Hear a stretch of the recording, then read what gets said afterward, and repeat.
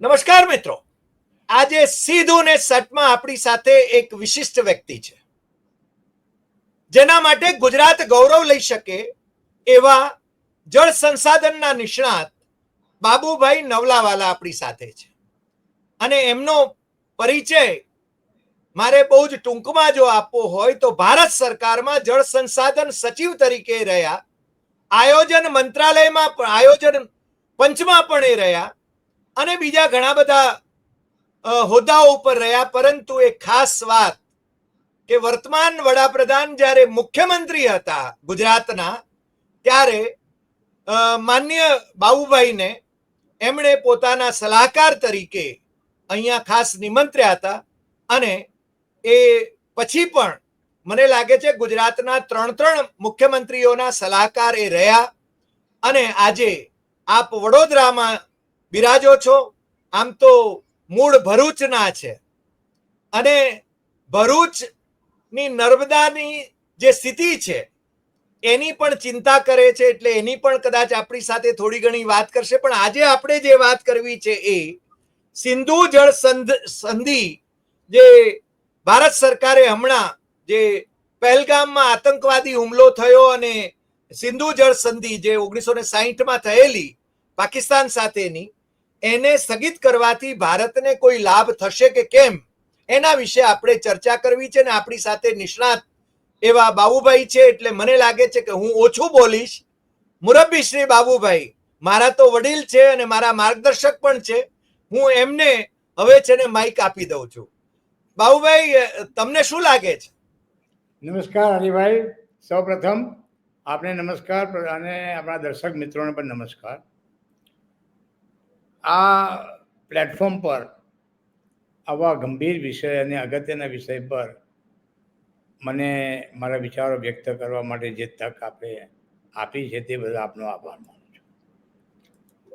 સિંધુ જળ સંધિ એ આપણે જણાવ્યું એ પ્રમાણે ભારત અને પાકિસ્તાન વચ્ચે થયેલો સિંધુ નદી માટેનો કરાર અથવા તો ટ્રીટી છે. એક વિશિષ્ટ સંજોગોમાં એ સંધિ કરવામાં આવી હતી. સ્વાતંત્ર્ય પ્રાપ્ત થયા પછી તત્કાલીન પ્રધાનમંત્રી જવાહરલાલ નહેરુજી, જેમને વિકાસ અને ખાસ કરીને ડેમો, કૃષિ વિકાસ માટે ખૂબ તત્પરતા હતી અને એ અંગે ઘણી યોજનાઓ તૈયાર થઈ, પણ નાણાકીય સાધનોની ખેંચ હતી. અને એ સંદર્ભે વિશ્વ બેંક સાથે વાટાઘાટો શરૂ કરવામાં આવી અને એના ફળ સ્વરૂપે પાકિસ્તાન અને ભારત વચ્ચે જે સિંધુ નદી વહે છે એ અંગે કરારની પણ વાત ઊભી થઈ. અને ખૂબ વાટાઘાટો, ઊંડી વિચારણાના અંતે કરાચી ખાતે તત્કાલીન પાકિસ્તાનના પ્રમુખ જનરલ અયુબ ખાન અને તત્કાલીન પ્રધાનમંત્રી પંડિત જવાહરલાલ નહેરુ આ સંધિ પર હસ્તાક્ષર કર્યા. ખાસ બાબત તો એ છે કે જ્યારે કોઈ પણ સંધિ અથવા કરાર કરવામાં આવે તેમાં બે પક્ષ હોય છે. બે પક્ષો એના સ્વીકાર માટે પોતે સહી કરતા હોય છે. ત્યારે આ સંધિમાં વિશ્વ બેંકના પ્રેસિડેન્ટે પણ સહી કરી છે. આ એનું ખાસ એક વિશેષ પાસું છે. આ સંધિ એક સામાન્ય સંધિ તરીકે ન જોઈ શકાય અથવા ન જોવી જોઈએ. હવે આ સંધિ હેઠળ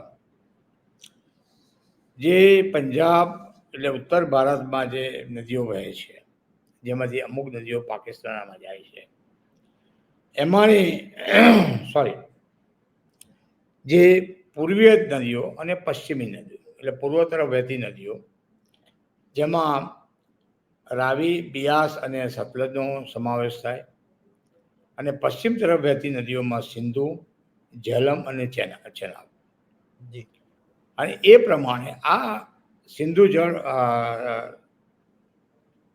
જળ સંધિ પ્રમાણે પૂર્વમાં વહેતી નદીઓ એ પાકિસ્તાનને ફાળવવામાં આવે, એના જળનો ઉપયોગ કરવા માટે પાકિસ્તાનને ફાળવવામાં આવી. અને પશ્ચિમની મોકલજો. પશ્ચિમની નદીઓ એ પાકિસ્તાનને ભાગે ફાળવવામાં આવી અને પૂર્વીય નદીઓ એ ભારતના ભાગે આવી, જે મેં કહ્યું પ્રમાણે રાવી, બિયાસ અને સતલજ. જી. હવે આ સંધિની એક વિશિષ્ટ જે કહીએ બાબત કે ત્યાર પછી 1965 અને 1971 ભારત પાકિસ્તાન વચ્ચે થયેલા યુદ્ધ દરમિયાન પણ આ સંધિને કોઈ અસર થઈ નથી.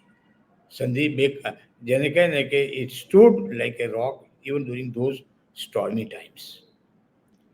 સંધિની કોઈ આંચ આવી નહોતી, સંધિ ચાલુ રહી હતી. અને અત્યારે જે પરિસ્થિતિ જે આપણે જોઈએ છીએ ગઈકાલનો બનાવ ને આ બધી પરિસ્થિતિમાં, તો મને એક વસ્તુ યાદ આવે છે, કોઈકે કહ્યું છે સમય બદલાતો નથી, માત્ર એનું સ્વરૂપ બદલાતું હોય છે.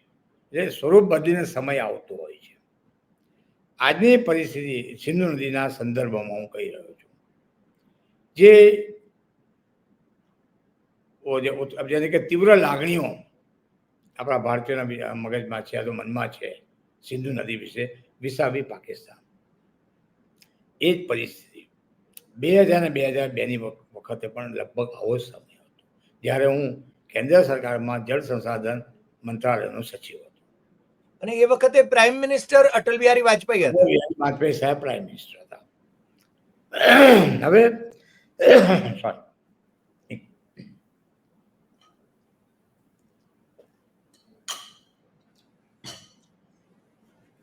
મને બરાબર યાદ છે કે 19મી મે 2002 દિવસે રવિવાર હતો અને હું પૂનામાં, આજની ભાષામાં પુણેમાં સરકારી કામ અર્થે ત્યાં હતો. આપ જાણો છો એ પ્રમાણે પુણેમાં central water end power research station આંતરરાષ્ટ્રીય એક સંશોધન સંસ્થા છે જે જળ સંસાધન મંત્રાલય હસ્તક આવે છે. એના સંદર્ભે હું ત્યાં હતો અને ત્યાં મને સંદેશો મળે છે કે આદરણીય પ્રધાનમંત્રી શ્રી વાત કરવા માગે છે. એટલે તરત હું ટેલિફોન પર એમનો સંપર્ક થાય છે અને વાજપેયી સાહેબ, જેમ આપ જાણો છો, ખૂબ ઓછા શબ્દોનો ઉપયોગ કરનારા, ભાગ્યે આખું વાક્ય બોલે, 3-4 શબ્દ કવિ હૃદય. અને તમારે સમજી જવાનું. અને ખૂબ પ્રેમાળ, એટલે ફોન પર મને પૂછે, ભાઈ ઉસ બારે મેં ક્યા હૈ, ઉસ બારે મેં ક્યા હૈ. એટલે મને થયું કે આ પરિસ્થિતિ અત્યારે જે છે તે ભારત પાકિસ્તાન વચ્ચે તણાવપૂર્ણ પરિસ્થિતિ હતી.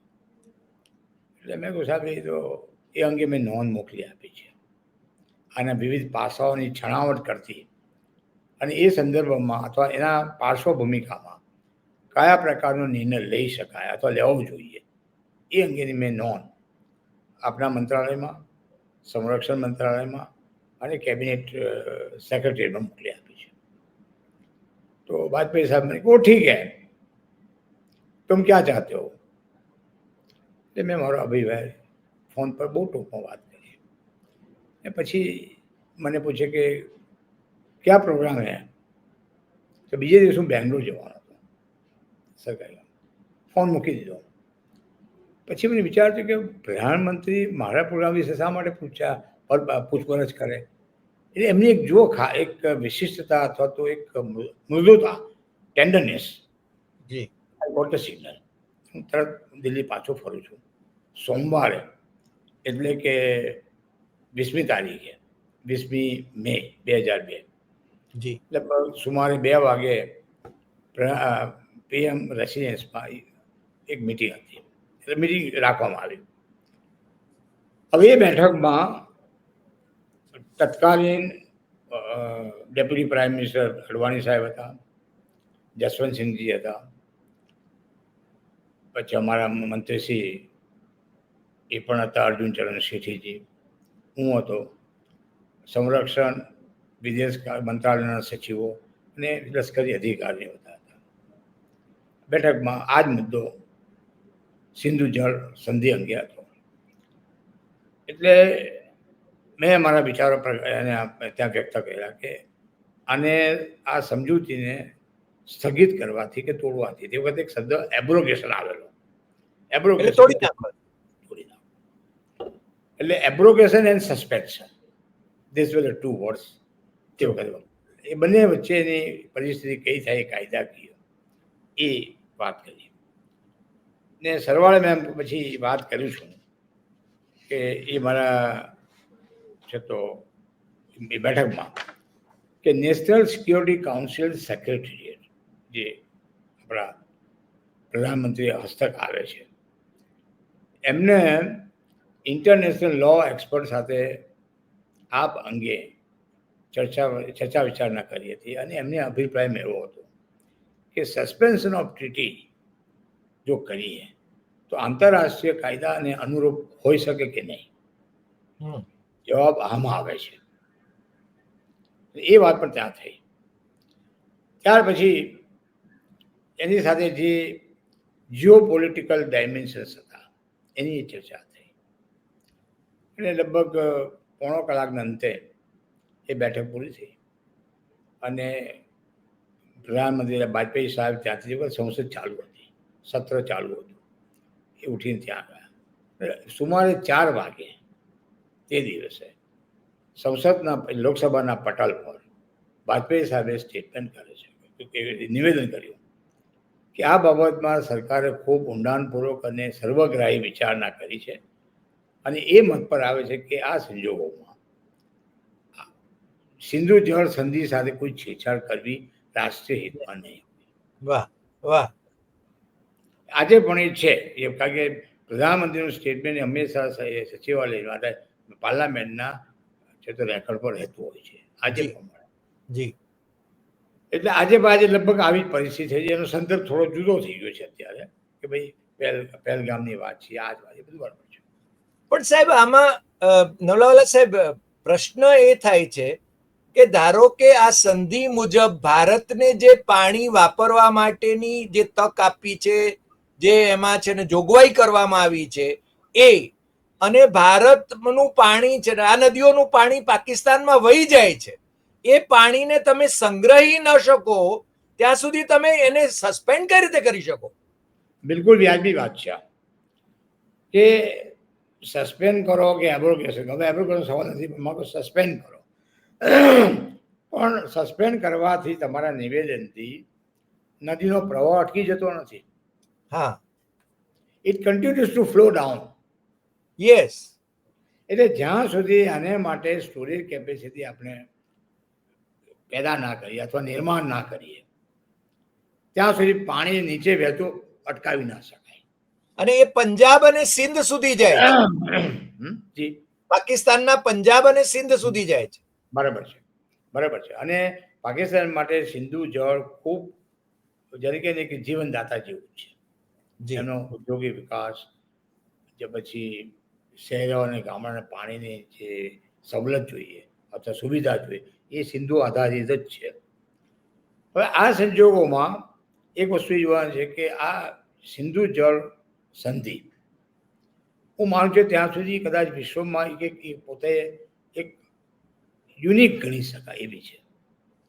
યુનિક એટલા માટે કે સામાન્ય રીતે દરેક વખત તમે જો કોઈ પણ સંધિ કરાર કરવામાં આવે તેની સમય મર્યાદા હોય છે. 10 વર્ષ, 20 વર્ષ, 50 વર્ષ, 100 વર્ષ. અને પણ આ સંધિમાં એવું નથી. અને આ વસ્તુ મારે વાજપેયી સાહેબ સાથે આ ચર્ચા થઈ જ્યારે કહ્યું ત્યારે એ ચોંકી ગયા હતા. મેં કહ્યું કે સાહેબ એના આર્ટિકલ 12(3) પ્રમાણે એ કહે છે કે the provisions of the treaty may from time to time be modified by a duly ratified treaty concluded for that purpose between the two governments. અને એમાં કોઈ સમય અવધિ કે સમય મર્યાદા નથી. It is a treaty with the perpetuity. એ વાજપેયી સાહેબ મને કે શું પરપેચ્યુટી મૂકવા છે, સમય મર્યાદામાં કોઈ દર્શાવવામાં આવી નથી. એટલે આમાં કાયદા કે છે આ પ્રશ્ન એટલા માટે હું અહીંયા આપણા ધ્યાન પર મૂકું છું જી કે કાયદાકીય રીતે પણ આ વસ્તુ અથવા આ જેને કહે કે ફેક્ટ તથ્યને તમારે ગણતરીમાં લેવું પડે. સાહેબ બીજો એક પ્રશ્ન મને થઈ રહ્યો છે કે માની લઈએ કે આને સસ્પેન્ડ કરી નાખવામાં આવી અથવા તો તોડી નાખવામાં આવી એક પક્ષી રીતે પણ, તો સિંધુ નદી જ્યાંથી એટલે કે ઇન્ડસ જ્યાંથી નીકળે છે એ તિબેટ જે ચાઇનાનો પ્રદેશ છે, જેણે મને લાગે છે ત્યાં સુધી બ્રહ્મપુત્રા પણ ત્યાંથી જ નીકળે છે. હવે આ જો ટ્રીટી તૂટી જાય, ઇન્ડસ વોટર ટ્રીટી જો તૂટી જાય અથવા સસ્પેન્ડ કરવામાં આવે તો એને રીનેગોશિએટ કરવા વખતે ચાઇના અને અફઘાનિસ્તાન એમાં ઇન્વોલ્વ થાય કે ના થાય, પોસિબિલિટીની હું વાત કરું છું. જેને આપણે કહીએ થિયોરિટિકલી જવાબ હમ આવે. China also is one of the basin states, કારણ કે સિંધુ નદીનું ઉદ્ગમ સ્થાન ચાઇના ઓક્યુપાઈડ તિબેટમાં છે. જી બ્રહ્મપુત્રમાં પણ એવું છે. એટલે એ પ્રશ્ન ખરો કે કાયોટીન ચાઇના, ચીન અથવા તો અફઘાનિસ્તાન અથવા બંને આ કરારને વાટાઘાટોમાં જોડાવા માટે પ્રસ્તાવ મૂકી શકે. કારણ કે તે વખતે જે તે સમયે 1960માં આ ચીન અથવા તો અફઘાનિસ્તાનને કોઈ ગણતરીમાં લેવા, ખાસ કરીને ચીનને લેવામાં આવ્યા નહોતા. જી એક એ પ્રશ્ન ખરો. એટલે આ જોખમ તો છે ને. કારણ એવું છે સાહેબ, આજે હું એક રિપોર્ટ વાંચી રહ્યો હતો. એ રિપોર્ટ એમ કે છે કે બ્રહ્મપુત્રા ઉપર ચીને 52 ડેમ બાંધ્યા છે. હવે બ્રહ્મપુત્રાનું ચીનમાં નામ જુદું છે, યારલુંગ જેનગ્લોબો, એને છે ને ત્યાં બીજા નામે ઓળખાય છે. બિલકુલ સાચી વાત છે. હા, અને બીજું એટલે મને લાગે છે ઇન્ડસ પણ ત્યાં જુદા નામે ઓળખાય છે. લાયન્સ ફાઉન્ટેન રિવર અંગ્રેજીમાં જો કહીએ તો એ સિક્યુઆન હે એ રીતે. હવે ચીન જો ભડકે તો છે ને આપણા ઈશાન ભારતને તરસે મારે કે નહીં? આપણો તર્ક બિલકુલ વ્યાજબી છે. બ્રહ્મપુત્રા નદીને આપણે બ્રહ્મપુત્રો કહીએ છીએ. ત્યાં તમે નોર્થ ઇસ્ટમાં ને બેંગાલમાં જો બ્રહ્મપુત્રો, હા. અને ચીનમાં એને યાલુ ઝાંગબુ કહેવામાં આવે. હવે એક આમાં એક ઉચ્ચારોમાં હું ખોટો હોઈ શકું. ના એ તો તમે તેઓ હું એમાં કઈ આપણે બંનેમાંથી કોઈ ઓથોરિટી ના ગણી શકાય. પણ આ બાબત એક રસપ્રદ એક બાબત આપણા ધ્યાને મૂકું છું જી કે 2002 સુધી બ્રહ્મપુત્ર નદીના વિશે, કારણ કે ચીન, ભારત અને બ્રહ્મપુત્ર નદી નોર્થ ઇસ્ટ માટે એ જીવનદાતા છે. જી આખા નોર્થ ઇસ્ટનું તમે અસ્તિત્વ જુઓ, બ્રહ્મપુત્ર પર મહદ અંશે આધારિત છે. પણ આ બ્રહ્મપુત્ર નદી પર શું થાય છે, શું કાર્યવિધિ થાય છે ચીનમાં, એનો અવલોકન એ વિશેની કોઈ મિકેનિઝમ અથવા સિસ્ટમ વિકસાવવામાં આવી નહોતી. 2002માં વાજપેયી સાહેબ જ્યારે પ્રધાનમંત્રી હતા તે વખતે જ્યારે હું જળ સંસાધન મંત્રાલયમાં સચિવ હતો, આ પ્રશ્નની ચર્ચા ઉપસ્થિત થઈ.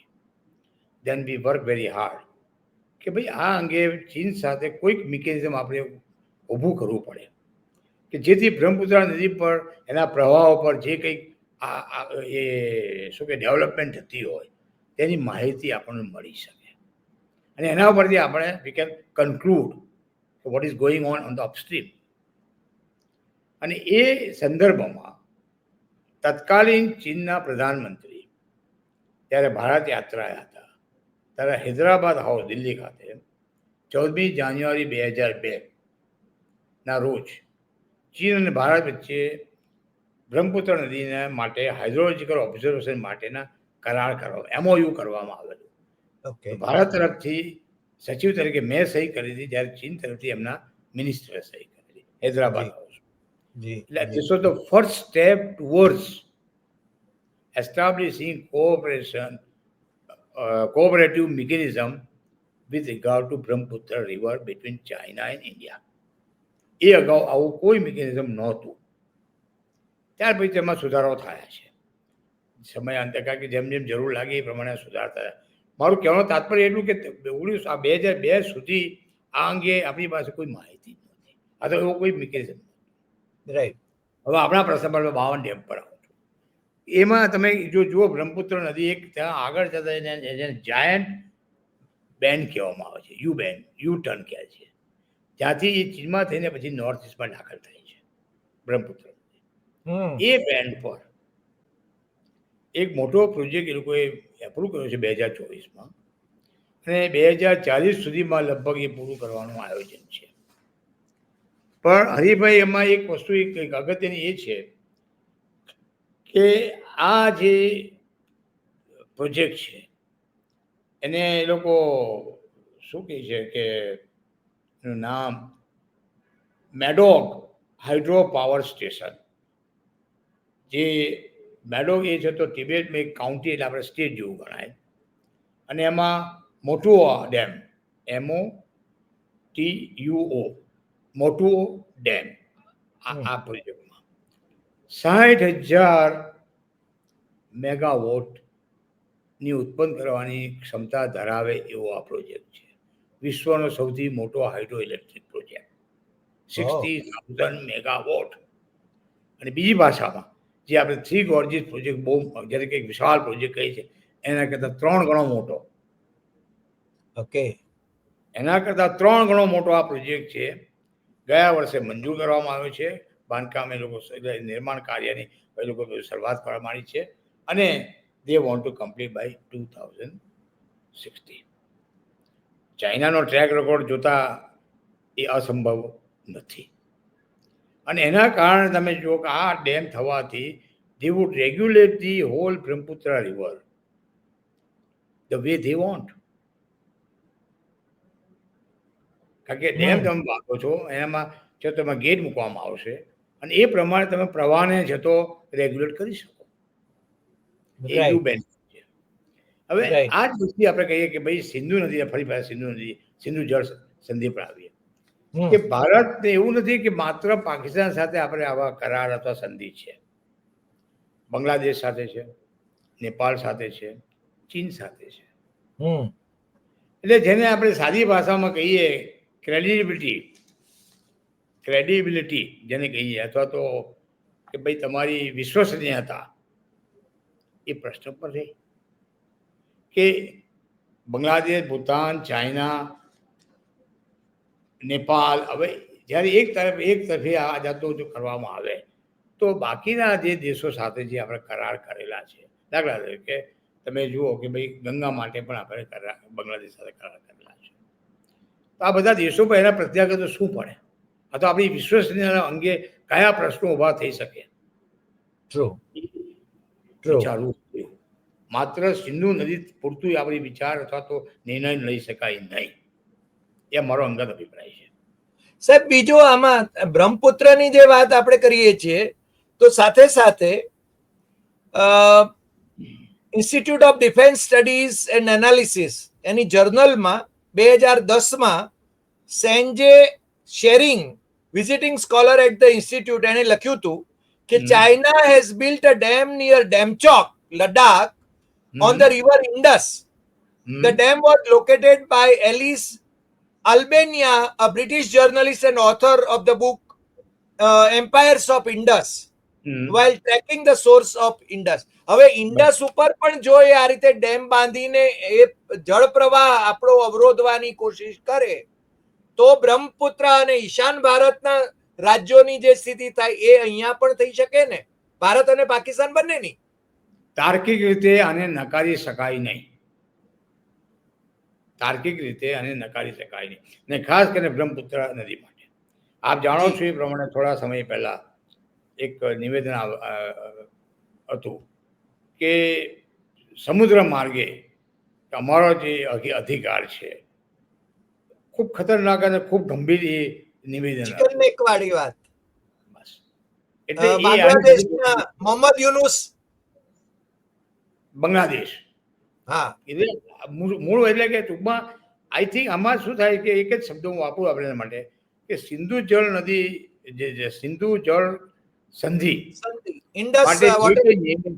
જે કંઈ નિર્ણય કરીએ it will have a cascading effect on other treaties or agreements with other countries. True. Cascading effect. સાહેબ, આ બહુ જ મહત્વની વાત આપે કરી. આજે તો બહુ જ ટૂંકા સમયમાં આપ અમારી સાથે જોડાયા અને દર્શકોને આખી સમજણ આપી. મને લાગે છે કે ફરીને આપણે છે ને વધારે સારી રીતે વાત કરવા માટે જોડાવવું પડશે.